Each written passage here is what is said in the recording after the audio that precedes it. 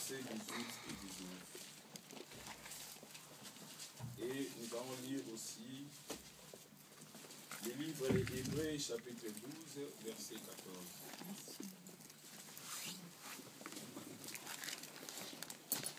Les Corinthiens, chapitre 5, versets 18 et 19. Hébreux, chapitre 12, verset 14. Nous allons nous baser dans ces deux versets importants. 2 Corinthiens chapitre 5, versets 18 et 19. Hébreux chapitre 12, verset 14.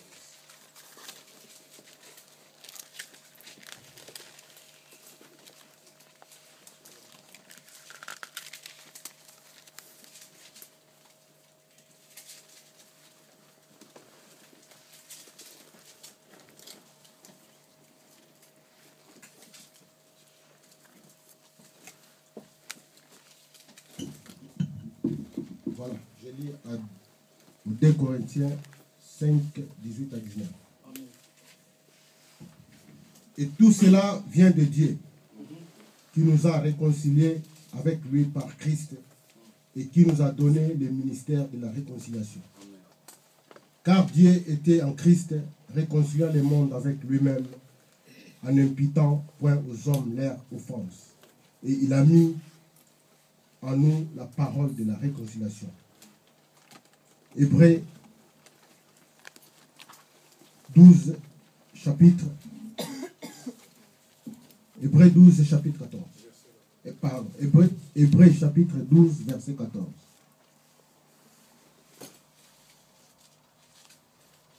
Recherchez la paix avec tous, et la sanctification sans lesquelles personne ne verra le Seigneur.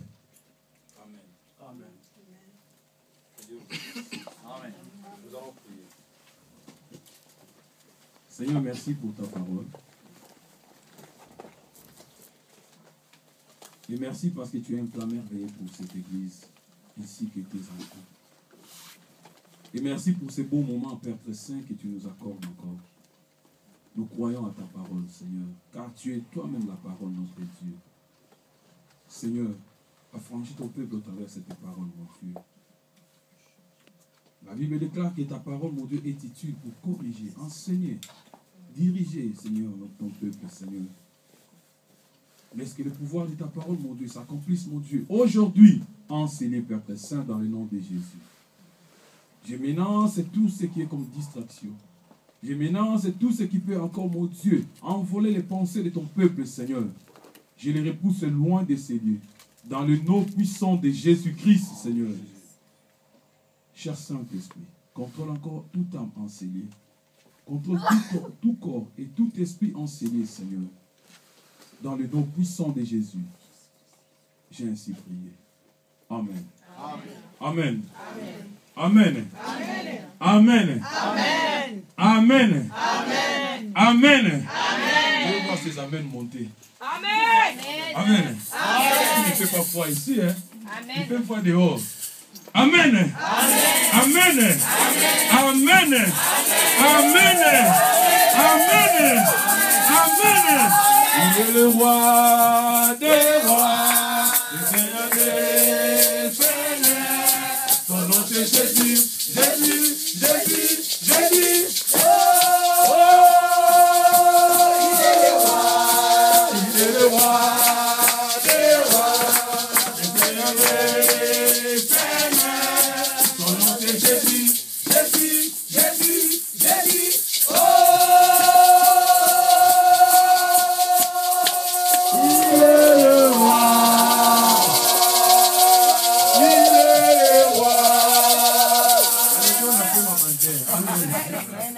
Amen. Amen. Que Dieu vous bénisse encore. Amen. Bien, nous allons parler d'un sujet qui est important. Amen. Amen. Et c'est pour ceux qui écrivent, notre sujet veut dire seulement la réconciliation. C'est ça, ce que nous voulons parler aujourd'hui. Nous voulons parler de la réconciliation.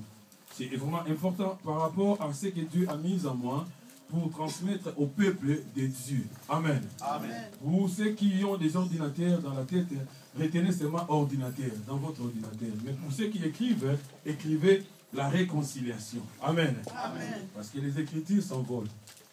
Non. Amen. Ah, c'est ça. Donc, que Dieu vous bénisse encore. Nous allons parler de la réconciliation. C'est ce qui est important. Bien aimé, nous sommes dans le temps de la fin de l'année.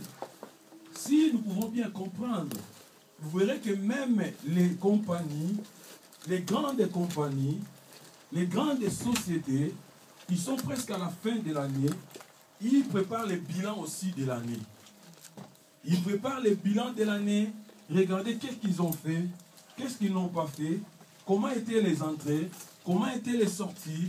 Donc ils préparent tout. Il y a même d'autres compagnies, ils louent des experts comptables pour faire la comptabilité, afin de toucher un peu par-ci par-là et équilibrer aussi les impôts.